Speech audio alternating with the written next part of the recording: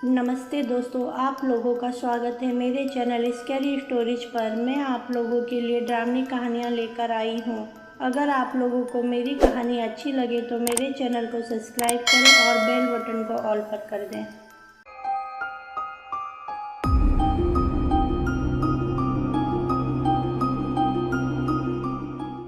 दोस्तों, आज की कहानी कलकत्ता की जॉय और मिष्टी की है। मिष्टी अपने माँ बाप को बचपन में ही खो देती है और मिष्टी के मामा मिष्टी को अपने साथ रखते हैं। मामा मामी की एक बेटी चंचल भी थी। मामा मिष्टी को बहुत प्यार करते थे और मामी मिष्टी को देखकर कभी खुश नहीं रहती थी। अब जैसे तैसे मिष्टी बड़ी हुई। वो बहुत सीधी और सुंदर थी, घर के सारे काम अच्छे से करती थी, इसलिए वो ज़्यादा पढ़ ना सकी। मामा मिष्टी को और पढ़ाना चाहते थे, पर मामी की लड़ाई के आगे उनकी एक ना चली। मामी ने बोला कि अगर इसे यहाँ रहना है तो घर का काम करेगी। इस बात का मामा विरोध करते हैं तो मिष्टी मामा को रोक लेती है। चंचल भी अपनी माँ की तरह घमंडी थी। वो भी मिष्टी से ज़्यादा नहीं बोलती थी। जब कोई काम रहता तभी मिष्टी से बोलती थी। मिष्टी का स्वभाव शर्मीला था। एक दिन मिष्टी अपने मामा के साथ मंदिर जाती है। वहाँ मंदिर में जॉय भी अपने मम्मी पापा, चाचा और चाची के साथ आया था।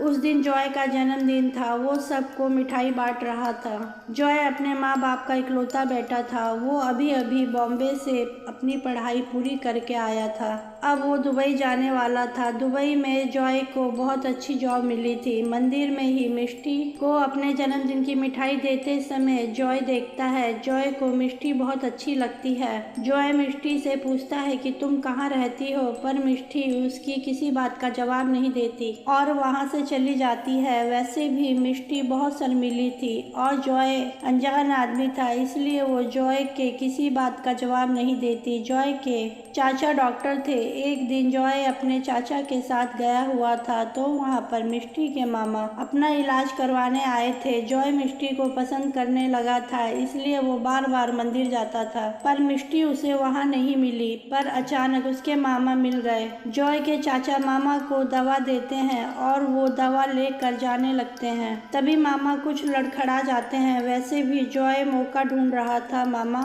से बात करने के लिए। जॉय मामा को संभालता है और उन्हें घर छोड़ने के लिए बोलता है। मामा बोलते हैं, बेटा मैं चला जाऊंगा, पर जॉय उन्हें घर पर छोड़कर आता है। घर पर मिष्टी के अलावा कोई नहीं था। चंचल और मामी बाहर घूमने गई हुई थी। जॉय मामा को घर पर लाता है तो मिष्टी दौड़ कर आती है और बोलती है, क्या हुआ मामा जी? मामा बोलते हैं, बेटा कुछ नहीं, मैं थोड़ा लड़खड़ा गया तो मुझे ये घर छोड़ने आ गए। मामा जॉय से उसका नाम पूछते हैं और मिष्टी से परिचय कराते हैं। जॉय चाय पीकर जाने लगता है तो मामा और मिष्टी जॉय का शुक्रिया करते हैं। मिष्टी जॉय को बाहर तक छोड़ने जाती है तो जॉय मिष्टी को अपना फ़ोन नंबर देता है और बोलता है, तुम मुझे पसंद हो। मिष्टी जॉय के किसी बात का जवाब नहीं देती और अंदर चली जाती है। मिष्टी को भी जॉय बहुत पसंद था और जॉय उसे प्यार भी करता था। उसी दिन रात को जॉय का फ़ोन मामा पर हालचाल पूछने के लिए आया। मामा ने जॉय को मिष्टी से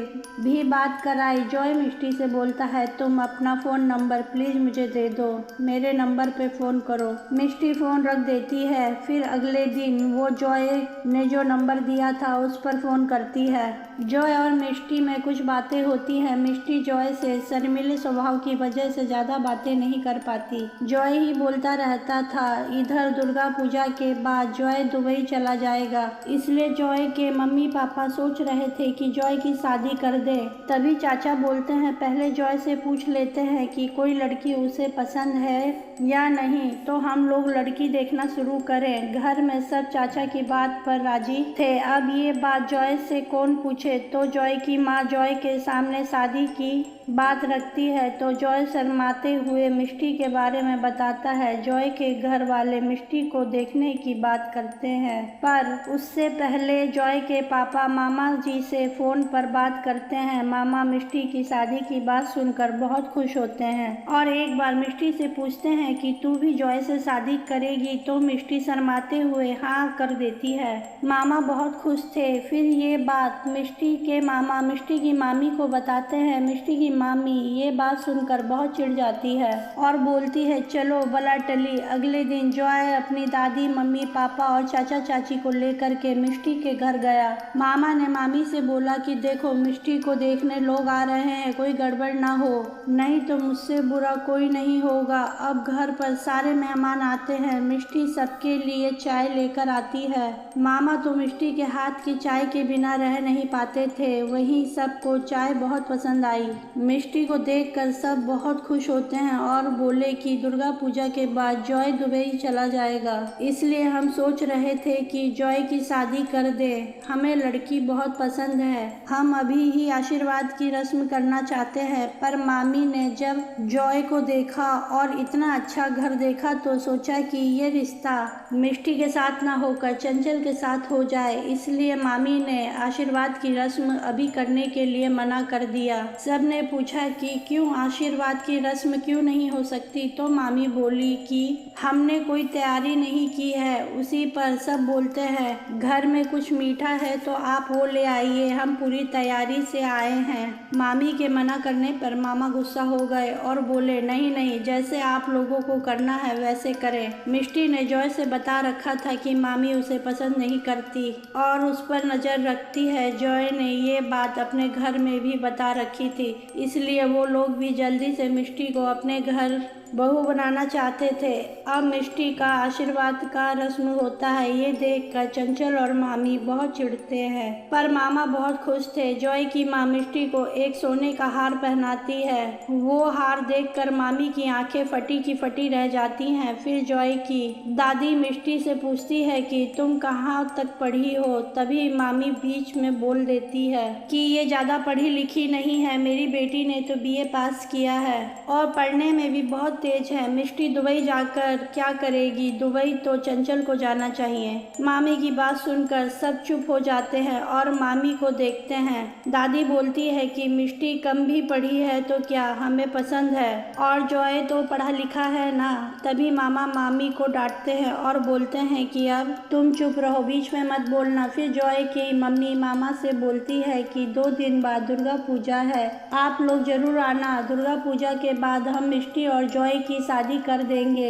फिर मामी बीच में बोलती है कि शादी से पहले लड़की ससुराल कैसे जाएगी। तभी मामा बोलते हैं, तुम चुप रहो, मिष्टी दुर्गा पूजा में जाएगी। दादी मिष्टी से बोलती है कि बेटा, शादी के बाद तुम दुबई चली जाओगी, इसलिए तुम फिर कब दुर्गा पूजा देख पाओगी। हमारे यहाँ दुर्गा पूजा बहुत धूमधाम से होती है, इसलिए बुलाया है। मिशी बोलती है, मुझे मामा जी लेकर जाएंगे तो मैं आऊँगी। सब बहुत खुश थे और वहाँ से चले जाते हैं। उन लोगों के जाते ही मामा भी कुछ काम से जाते हैं। तभी मामी मिष्टी को बहुत टॉर्चर करती है और बाल पकड़ लेती है। मिष्टी से बोलती है, इस शादी के लिए मना कर दे, जॉय से शादी तो मेरी चंचल की ही होगी। मिष्टी बहुत रोती है और बोलती है, मामी मुझे जॉय प्यार करते हैं और मैं जॉय से प्यार करने लगी हूँ। इस बात पर अगर तूने जॉय से शादी की तो मैं जॉय को जहर दे दूंगी और वो यहाँ से जिंदा नहीं, उसकी अर्थी यहाँ से जाएगी। मिष्टी ये बात सुनकर